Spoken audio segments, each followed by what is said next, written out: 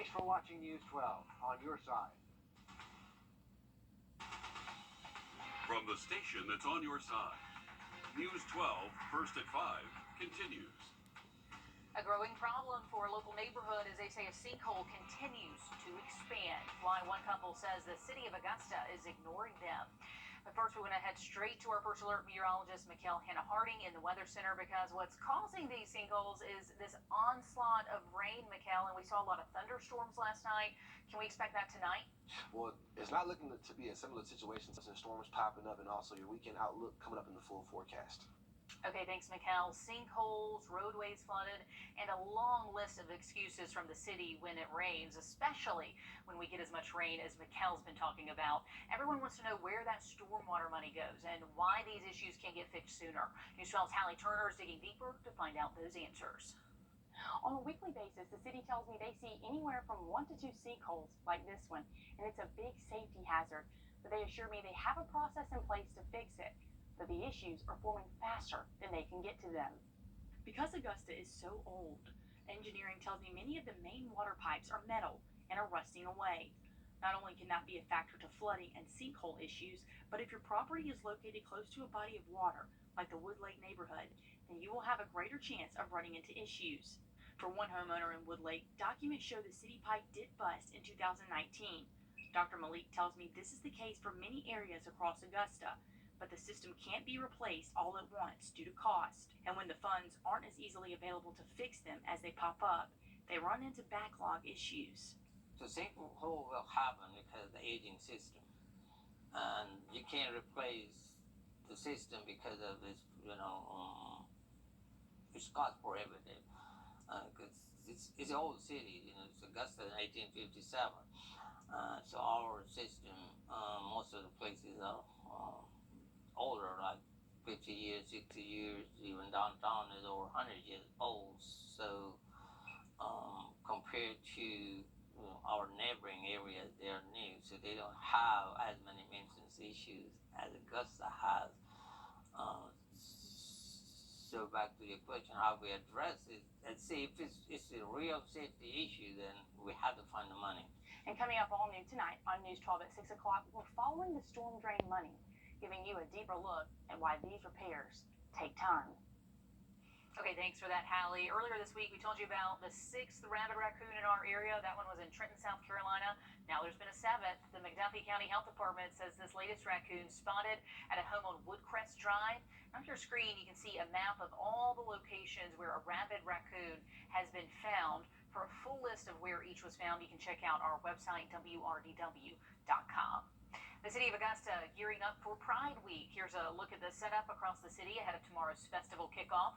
Organizers have been working all day long to make sure everything is ready for that big day tomorrow. They have a jam-packed weekend full of events kicking off tonight with Beats on Broad. It's at the Augusta Common. It's a big concert that grows bigger every year. So just ahead, all new on News 12 at 6 o'clock, our Taylor Martin takes a look at how far Pride has come and how far organizers say the community still has to go.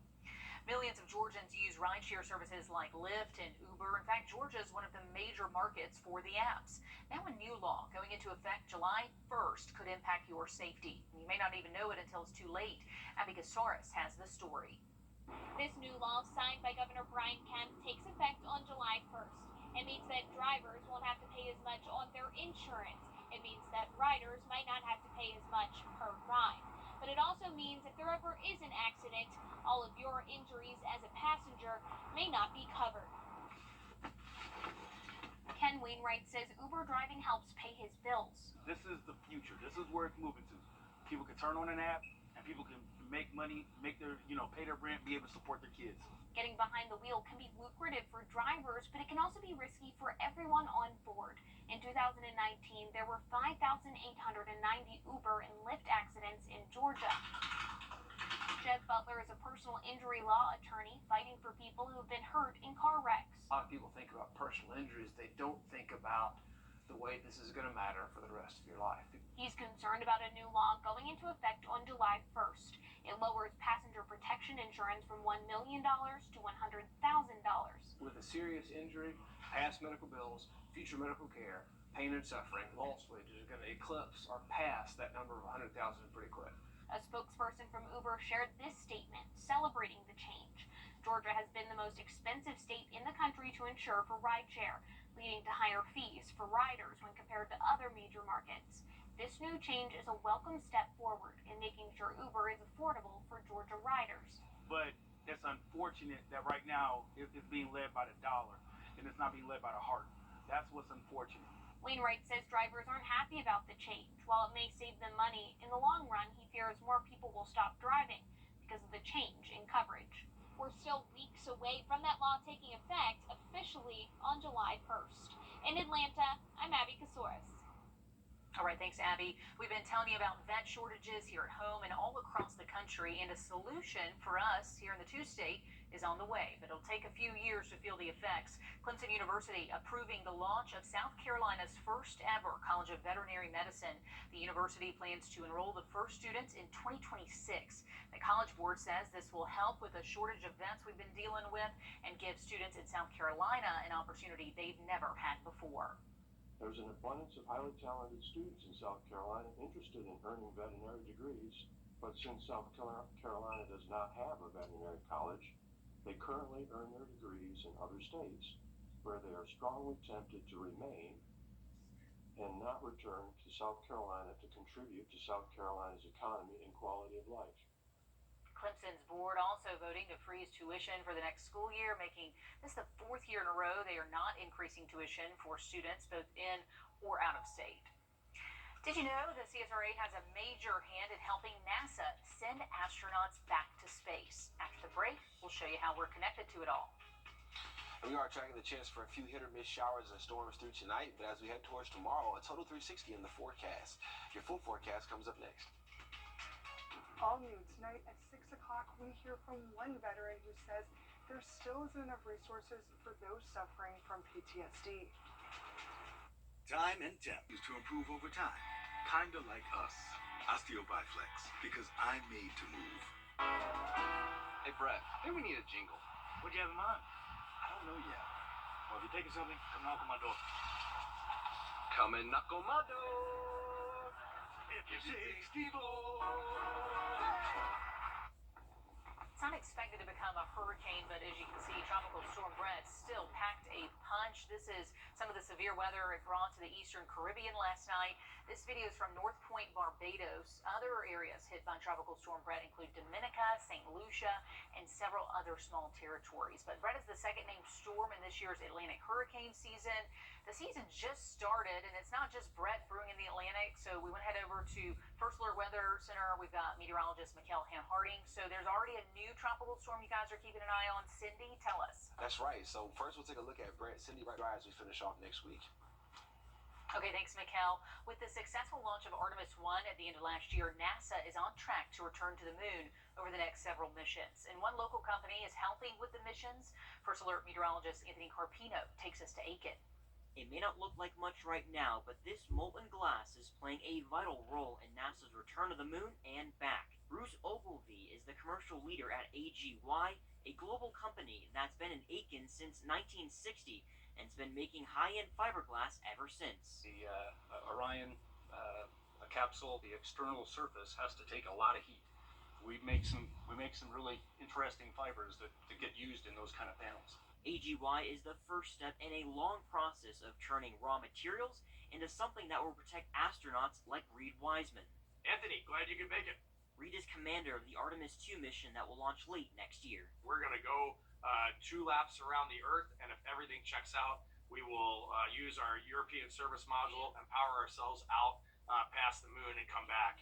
And it's AGY's glass fibers that will keep him and the rest of the crew safe during re-entry. NASA engineer Stu McClung says that it's like surfing, except instead of balancing a board with the energy of a wave, the Orion capsule is balancing speed and heat. As the pressure increases, it's slowing down, and that generates all the heat on the bottom of the vehicle. The heat shield has an ablative material on it called AVCO. You'll see, or parts of it will see temperatures in the range of 3,000 and 4,000 degrees Fahrenheit. And to make fibers that tough requires a lot of testing. Even 1 or 2 of those individual filaments, if they break, it causes a defect. So the kind of quality levels that we're trying to hit with our product under that kind of environment is extremely difficult. Yeah. So it's a tough world to be in, but that's the business that we're in, and we're a global leader in it. Now, this isn't the first piece of Aiken County to go into space. Plutonium from SRS powered spacecrafts like Voyager 1 and 2, and nearly a dozen other missions. Back on Earth, Commander Wiseman is preparing for his own. Well, getting to know the Orion spacecraft, the Space Launch System, and understanding all the capabilities in this vehicle. In Aiken, I'm Anthony Carpino, on your side. Pretty cool, and you can check out the full interview with Commander Wiseman and NASA engineer Stu McClung on our website. You can see the full exhibit on SRS's contribution to space exploration at the SRS Museum in Aiken. Do your kids know how to call 911 in an emergency without your help? Coming up, how to prepare children for an emergency situation. First alert. If there's an emergency in your home to choose from, like a 2023 Kia Rio for just $19,990. We want to see you in a Kia during the summer sales event at the all-new Stokes Hodges Kia on Jefferson Davis Highway in North Augusta and at StokesHodgesKia.com. If there's an emergency in your home, does your child know what to do? A new study reveals 9 out of every 10 elementary-aged kids don't know how to call 911. Consumer tech reporter Jamie Tucker shows us parents can make it easy for them to dial those 3 numbers even if the phone is locked. What the Tech, sponsored by Wow Internet. Here's a scenario. Children are at home when mom, dad, or grandparent experiences a medical emergency.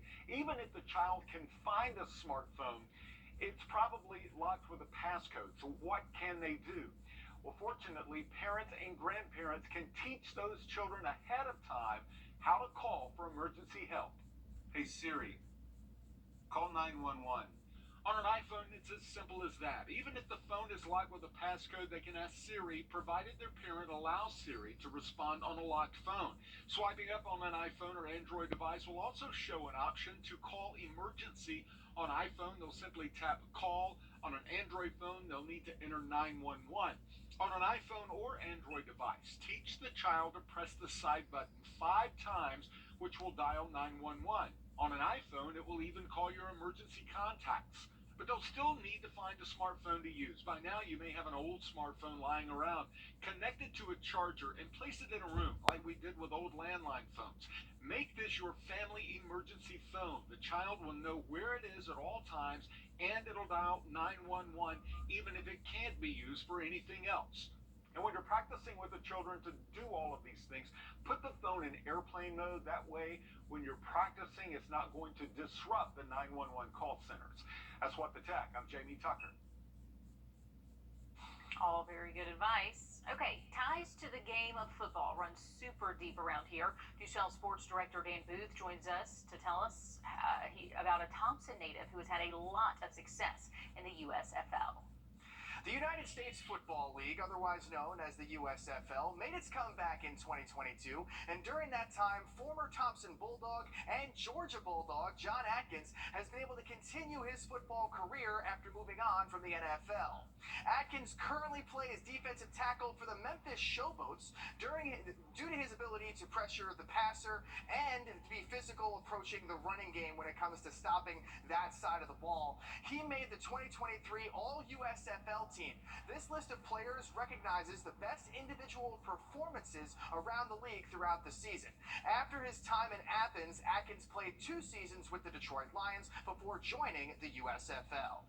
Switching gears to basketball, a South Carolina Gamecock heard his name called in the NBA draft after we went off the airwaves last night. In the second round, at number 45 overall, freshman forward Gregory Jackson II was selected by the Memphis Grizzlies. The Columbia, South Carolina native is the first underclassman in the history of the Gamecocks men's basketball program to hear his name called on draft night. And for the weekend, we are talking about those temperatures closer towards 90, mostly dry for the weekend as well. One last check of the forecast coming up next. Janty can fix. You might want to keep an eye on the sky next Tuesday. That's when the Air Force will be celebrating 100 years of aerial refueling. Didn't even know it was an annual celebration, but apparently they get into it. They'll be conducting several flyovers across the country, including right here in Augusta. Air refueling was first pulled off on June 27, 1923. It was thought to be impossible at the time. Now it's a very important part of keeping our country's airspace protected at all times. Man, I wonder what they were thinking that first time. Right. Really hope this gas goes inside. Yes. Okay, if you want to see that refueling as it happens over Augusta, you'll have to look to the skies around 1 in the afternoon. It'll happen above the Augusta National Golf Club, which is quite bold, I would say. So let's all take a look up in the sky. I wonder if they know about that. That's what, I know. I'm like, All right. phone to them. I don't think Airspace. that's a sanctioned event by them, but hey, I mean, it's the Air Force, so what you gonna do? They way up there. But let's look at radar real quick. We are